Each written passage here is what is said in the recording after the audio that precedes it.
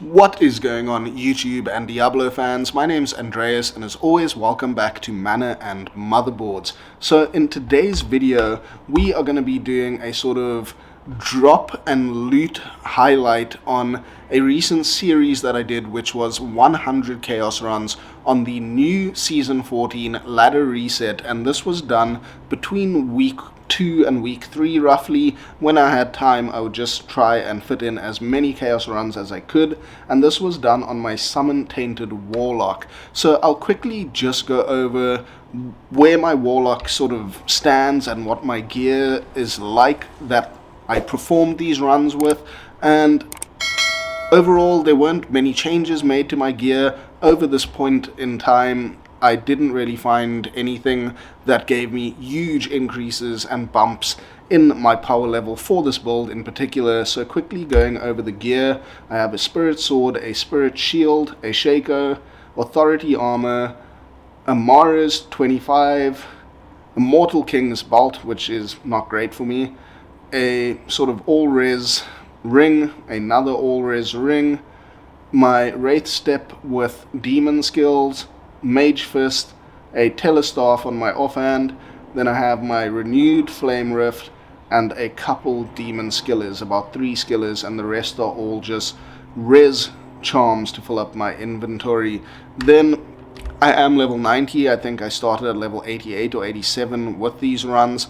My res is pretty decent, my fire res goes up once I'm out of town with my Tainted.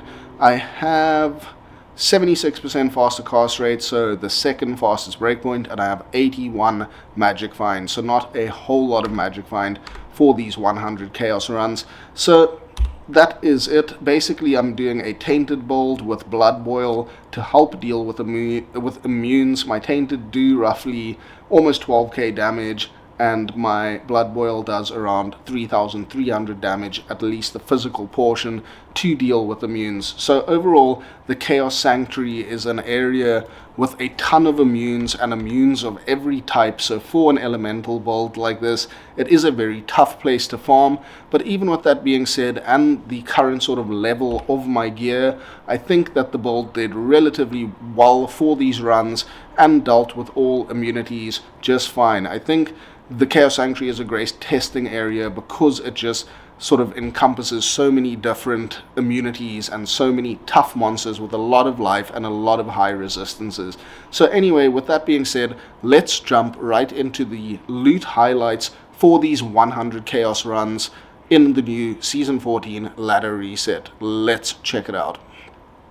Starting off on run number 9, so we picked up a Lem rune. I think that's Sweet Phil's favorite rune. It's nothing great, nothing bad, just a nice little addition to our stash. Always useful to find a Lem rune. And then a little bit later on in run number 9, we also found a unique bone knife, which is of course that lovely dagger with the most resist of any item in the game, Wizard Spike, and a ton of FCR as well. So run number 9, that took us a whole lot of time to actually find anything. But anyway, that kicked off our runs. Then on run number 22, which was quite a bit later on, we managed to pick up a beautiful dual leech ring with a lot of attack rating and a lot of res added to that as well. This will be pretty useful for a lot of builds and just in general a great find. Then in run number 31, so it's almost 10 runs apart between any of the notable or noteworthy items that we found, we managed to pick up a winged knife, which is War Shrike, which is great for throw barbarians and just in general a cool build or a cool weapon with its sort of Nova proc that it has built into the weapon. Then in run number 35, which was a little bit later, we managed to pick up a Hull Wardens and a Duriel Shell, which is great. And actually just a little bit of a correction there, that wasn't run number 35, that was run number 31, where we actually found that War Shrike as well. Then in run number 35, we actually found a very rare item, which is a unique Bloodlord skull, and that is Dark Force Spawn. Unfortunately, this didn't roll all that spectacularly, and it's just a nice rare grail item to find, and kind of a theme for these runs is finding a lot of grail items. So here we just encountered a Oblivion Knight that was stuck behind this sort of brazier or whatever you would call it, and it was just a weird glitch in the game that I managed to see. I thought I'd just add that in there. And here in run number 40 we managed to find 2 set items, the first being War Boots, which is of course Ike's boots, Immortal King's boots, and then we also found G-Face, which is Guillaume's face, which is a fantastic melee helm to use for melee characters. Then in run number 43 we managed to pick up a White Monarch, always useful, especially early on in ladder, and just a nice little nugget find there for us. And then from Diablo, in the same run 43, we also drop a unique troll bolt, which is Trang Ul's Girth, which is the only bolt that has cannot be frozen in the game. Then on run number 47, following on our sort of set bolt theme, we managed to pick up a set mesh bolt, which a lot of you will know as Tull Rush's bolt, which is a great MF bolt and just used quite frequently by Sorks, so a very useful little find there. Then in run number 48, this was quite exciting. We got a unique ring drop, and as you guys know, it's either going to be a BK or Stone of Jordan. That is how these things go, and I was very stoked to report that we indeed, after all my potion fiddling, found a Mantled Heal. Of course. Yeah, that's what it rolled. Anyway, moving on, run number 55, excuse me there. We managed to pick up a Grand Charm that we later ID'd when we were looking for space in our cube, and that turned out to be a P-Comb, a 1 to combat skills Grand Charm skiller. So that was a nice little find there. Then in run number 57, we found the best gloves for a fire caster build, whether that be for a warlock or a sorceress or anything else of that kind. It is of course Mage Fist, and they were a 1 defense upgrade from my current use Mage Fist. Then in run number 59 from Diablo, we managed to pick up a set of Aldo boots, which are great for the faster run walk, the fire res and the life that they provide, as well as the damage taken goes to mana. Great boots overall. And then in run number 61, a nice little find. We got a double statue drop from Diablo. So 2 Bull Cathos Nightmares from Diablo in that run number 61. Just a cool little thing. And then in run number 63, we picked up that nice little cold res faster run walk small charm. Then in run number 68, we managed to snag a Shaft Stuff, which I haven't found in quite a while. And that rolled with 30% damage reduced, which is quite a high DR number, so great little find there. Then in run number 71, 3 runs later, we also found another great DR armor sort of item, and that is Vidango's Hearty Cord, which is another nice little find. It didn't roll very well, unfortunately. And then finding more bolts yet again, we managed to snag a little unique heavy bolt, which is of course Gold Wrap, with great magic find on there, and just a great bolt in general for a lot of different magic find builds.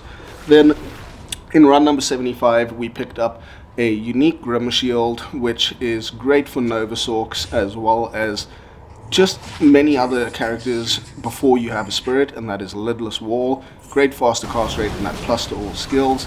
Then in run number 75 again, so this was just after we found that Lidless, from Diablo we dropped Immortal King's Bolt. So we found a couple of Immortal King's items in these runs so far. And then staying on the Barb sort of theme of things, on run number 77 we managed to find a set Colossus Blade, which is quite a rare item, at least in my experience, and just kind of a fun item to find in general. And this is Bull Cathos Sacred Charge, which is a set Colossus Blade. Very cool little item. In run number 79, we managed to pick up a unique Decapitator. I was hoping that it would be ethereal, but it unfortunately wasn't, and this is Hull Slayer, which can roll with a ton of damage as well as fire damage. and can be great for Fury Druids, even a Echoing Strike Warlock who doesn't have all the best gear just yet. Then in run number 80, just after that, we managed to find a 5 open socket Phase Blade, which is a great base for Grief as well as a couple other things. And we also managed to pick up a small charm, which we will ID very shortly. And we also found a Matriarchal Javelin unique, which is of course Thunderstroke, and this is a great item for Javazans. Unfortunately, this one only rolled with 2 to skills, and just in general didn't roll very well at all. Then we ID'd that small charm, and it's a cool little find, a 3 to max damage, 18 attack rating, 1 to strength, a pretty useful melee small charm. I was happy with that little find. Then in run number 84, we found a set of Boneweave boots, which is a great boot for its additional charges of life tap, as well as the faster run walk and the skeleton skills it provides. Those are marrow walks. Then in run number 90, we managed to find a unique Kraken shell. I again wish this was ETH, but it didn't roll ETH, unfortunately. And what's weird is I did manage to find another unique Kraken shell during these runs, and I didn't manage to record that or find the video for some reason. This is Leviathan Kraken shell, great for mercenaries for the strength that it provides and that damage reduction. So I'll see if I can find a clip of that second Leviathan that I found somewhere between these runs. Then in run number 94, we managed to find a unique Balrog skin, which is quite amazing to have found that Shaft Stop and Leviathan, and then a unique Balrog skin. And this is of course Arcane's Valor, and this rolled with 2 to all skills, which is fantastic. A very nice rare find, and I was stoked to have found that. It's been a very long time since I found an Arcane's Valor. I think the last time was in Project Diablo 2, not actual Diablo 2 Resurrected. So then in run number 96, we managed to pick up a Ethereal Cryptic Axe, which was very nice as I needed a upgrade for my Merc's weapon. So we luckily rolled 4 sockets in that, which is exactly what I was looking for. And then we made ourselves an Insight, which rolled not great in the enhanced damage, and I think only 4 to critical strike, but overall it was alright, and a big upgrade for my Merc, who was using a Bull Insight before. Then on run number 99, we managed to find a Sharkskin Bolt, which is great for any sort of throw class, and that is Razortail with its 33% chance to pierce, which is really powerful for any throw bolts. Then finally on run number 100, I know we haven't found any high ruins yet, we haven't found any GG crazy stuff, but we did manage to pick up a set of Vambraces, which is of course Soul Drainers, which is great I think in this current meta in Season 4 Echoing Strike Warlock, and just in general a nice find. Finally on Diablo, we ID'd a Grand Charm that we picked up in that same run 100 just before, and that was a 1 to fire skills, 14 to life Grand Charm. Great find overall. So yeah, these gloves didn't roll too great either. So guys, that is sort of the drops that we managed to find during those 100 Chaos runs. Overall, I was hoping for a high ruin or 2. Obviously, we didn't quite manage to get that, and that's alright. It is what it is. But I did find a lot of nice little items and sort of a few nice upgrades. I especially think that Jewel Leech Ring was fantastic. We found a good few small charms. We managed to find that Shaft Stop. We found 2 Leviathan Kraken shells. Like I said, I didn't have the video of the one drop somehow, but there we have it. As you see in my stash, 2 Leviathan Kraken shells. We found that Arcane's Valor, Soul Drainers, Thunderstroke, Phase Blades, that nice Grand Charm with life. Overall, I think it was a fair attempt, or a fair sort of reward of 100 Chaos runs, and I am still grinding and hunting for the ruins for Enigma. They are eluding me, as I think they do for a lot of people, but we are pushing on. Overall, I'm very happy with how the Tainted build is performing. I think it's doing really well, and in in general, the Warlock is just feeling really nicely balanced and really sort of well thought out at the moment. So I'm thinking of maybe doing some Trav runs again. If you would remember last season, I did as many Trav runs as required until I found a high ruin. It took 1,444 Trav runs to find a bear ruin last season.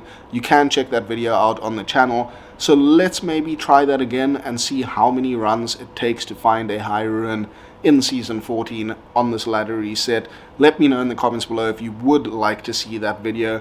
Otherwise, we are going to be continuing with more sort of guides and overviews of the season and the Warlock and D2R in general. We are going to be doing more magic find videos like this type of content. I would love to hear if you are enjoying this type of content, and in general, just stay tuned for some more live streaming next week and just more videos as often as I can put them out for you guys. If you are enjoying this content, please consider subscribing to the channel. That would be greatly appreciated, and we'll catch you again very soon for some more Mana and Motherboards. Cheers.